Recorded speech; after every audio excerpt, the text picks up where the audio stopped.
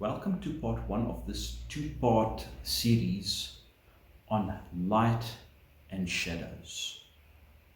We're going to be doing a demonstration today where we're going to take basic objects like cones, spheres, and we're going to gradiate them into light and dark and see how rendering these objects creates a three-dimensional effect on a flat piece of paper. And then, if you stay till the end, I have an exercise that I want to share with you that is going to help you to create great gradations in your shadows. This is Art Focused. I am Richard, your art instructor, and let's get into it.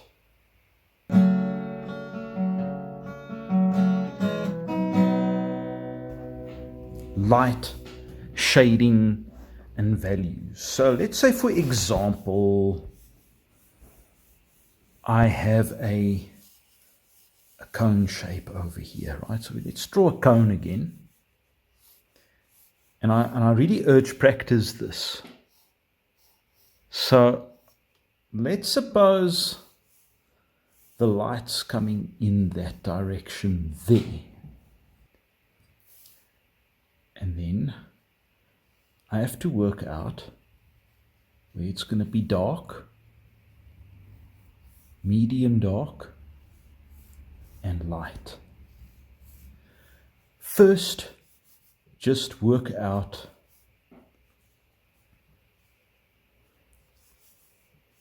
the basic shape, draw it lightly, and then from there, we can now model in and fill in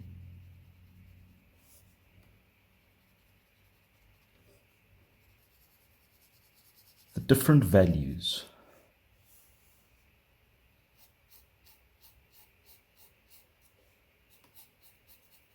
Knowing that furthest away from the source of light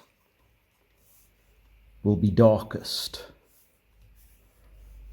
Okay, so we're going to do that there, dark.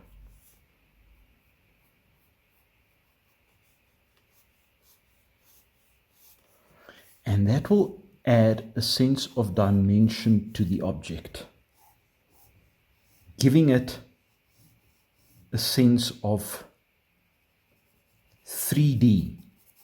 So if you want to draw objects 3D, you've got to understand where the light is and where the dark is. Okay, so I'm going to bring that down. You can show different degrees of light to dark intensity, pretty much like we did in those squares, those little flat squares showing you the different pressures.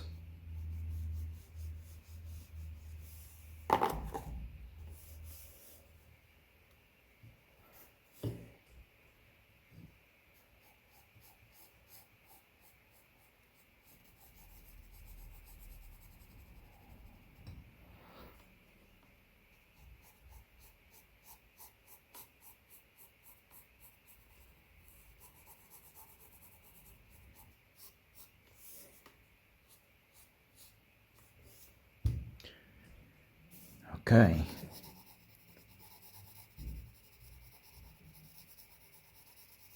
There we can see the roundness with a turning point on the object. Very important. So do remember that there is a turning point of definite light and dark. There's actually a few of them, but that will help us to really understand where the light and where the dark is in this object. Let's take another object, a sphere. Okay, so let's draw the sphere. Right, clockwise, counterclockwise. Let's say our light's coming in at that angle there. That means that here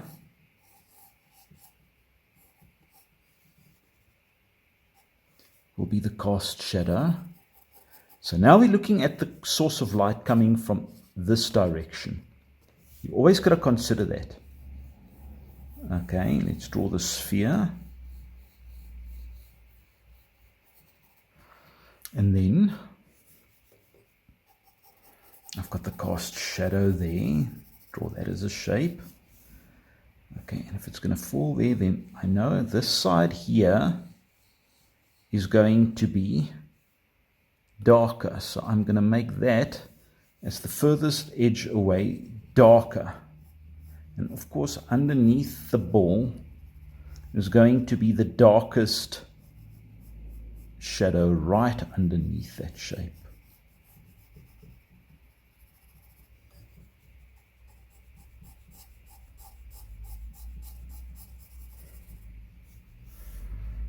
I'm going to draw that like that there.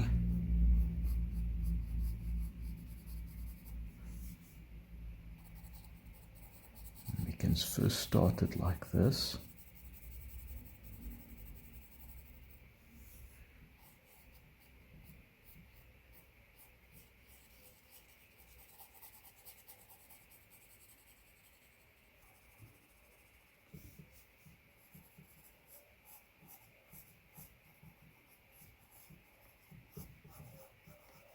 That's the direct and that's the cast shadow.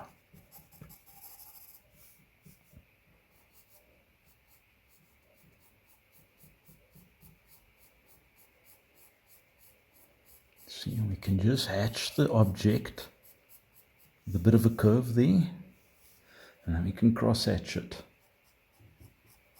Also to help with getting the circular edge of this object.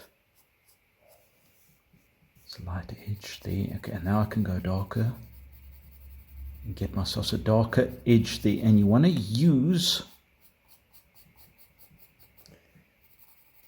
the value to create the edge. So the edge must come from the darker pressure of the pencil.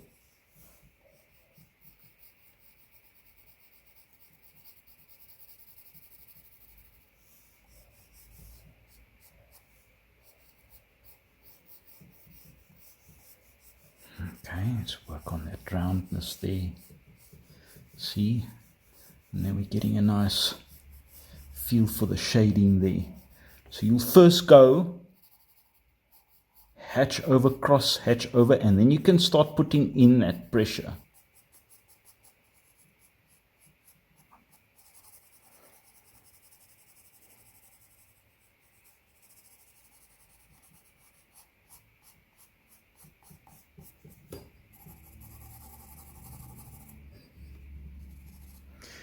And then let's have a look at a cylinder.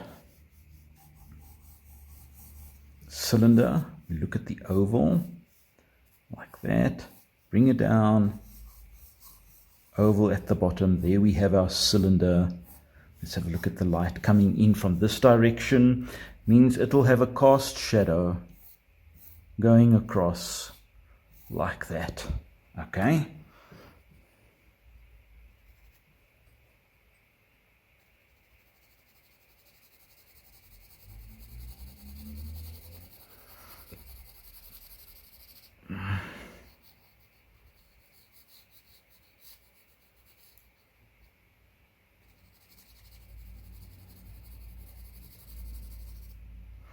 And now I can start and I can look, okay, the further away from the source of light, okay,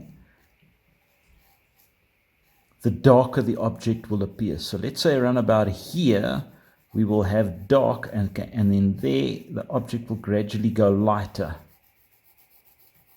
See, and I'm going up and down with those pencil marks. That's my dark edge there, furthest away from the source of light. So we've got to always consider this. It's not just shading, it is light in comparison, in contrasting to dark. Light, dark dynamic. This is the beginnings of establishing a light, dark dynamic in the picture, in our artwork.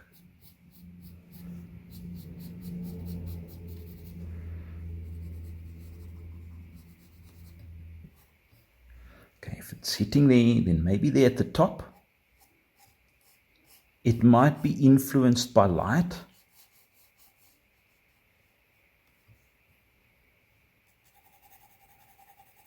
But lightly like that.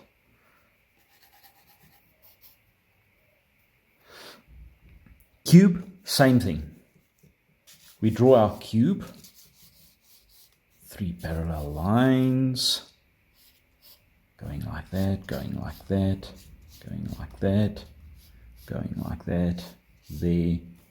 Okay, if the light is hitting over here, means that panel over there is going to get the straight light, the lightest light coming in there.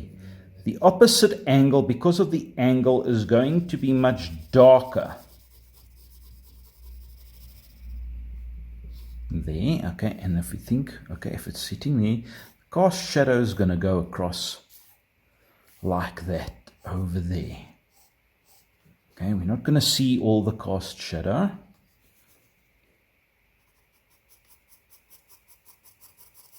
And the cast shadow is also going to be fairly dark.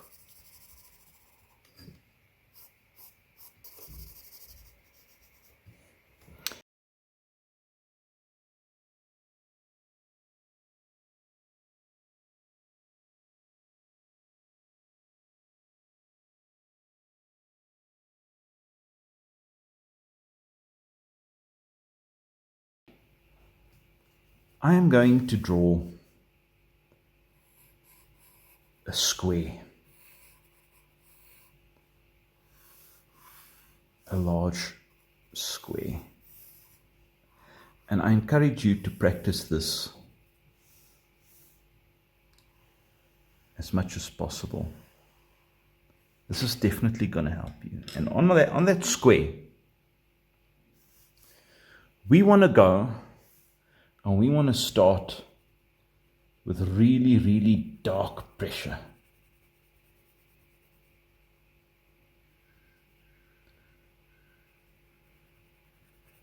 As dark as we can.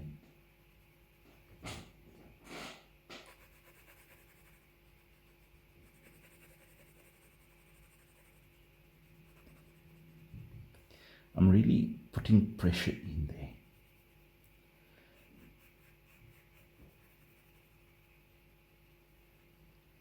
Once I have done this, I then go about just going a little bit lighter, still dark, but I take it and I go all the way across there, that square, and I go and I put it in dark,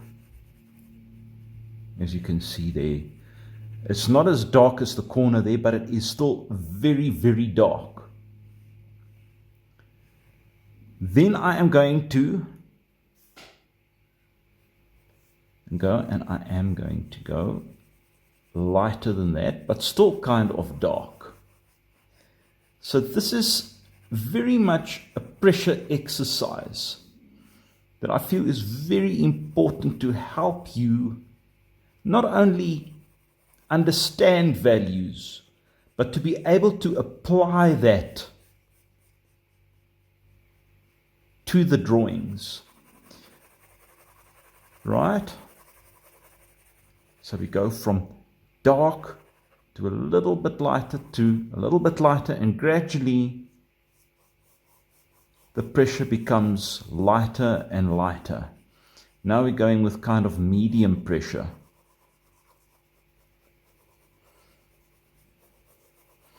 Still kind of dark.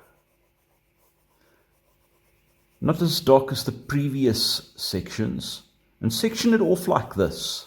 Okay? It's just going to help you practice and get control over the pressure that you need to put on.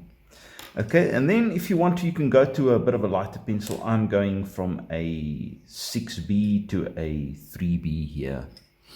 Okay, it's going to give me a bit of a different kind of a pressure. Okay, to get the lighter values. See, and then here we are getting nuanced values, tonal values, or just values. See, going lighter.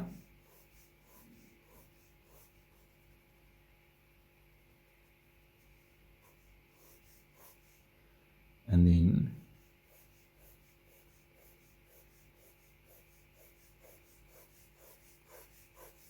if I want to, I can just go and make sure that I get the right values there, and then I go very light.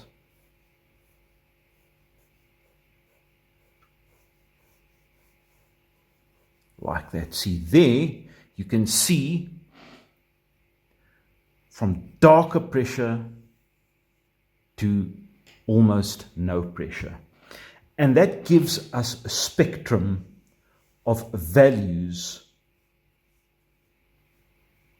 to work with.